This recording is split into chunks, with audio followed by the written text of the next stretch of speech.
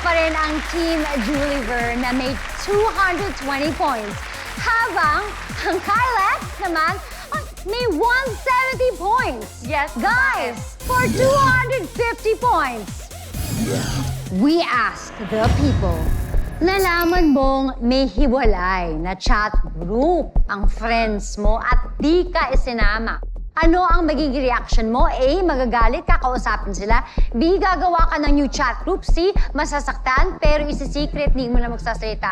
Ano kaya ang sagot ng people? Guys, you have 5 seconds and it starts now!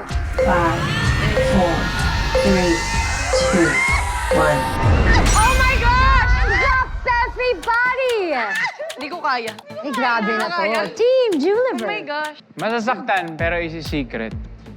Sakit eh, kasi, alam mo, Kala ko kasi, kala ko kasi friends tayo eh. Okay, for our next team, anong sagot niyo?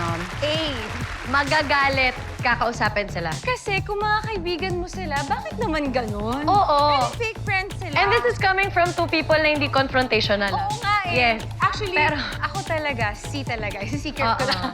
Pero feeling ko, the people, I think palaban kayo. Di ba mukha kayong palaban? Palaban ba talaga sila? Well, we will find out, Sean.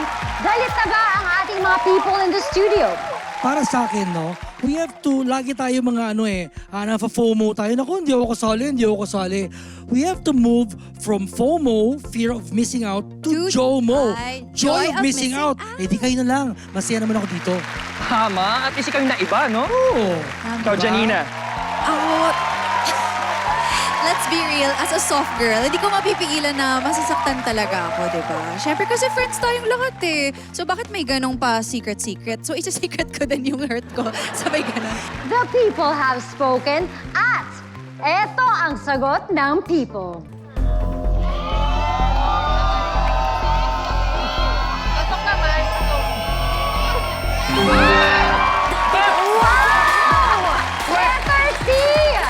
Masasaktan pero isi-secret. Leading pa rin ang Team Juliver with 470 points habang naghahabol naman ang Team Kylex na may 170 points. Medyo habol kami. malayo na yun mga sis.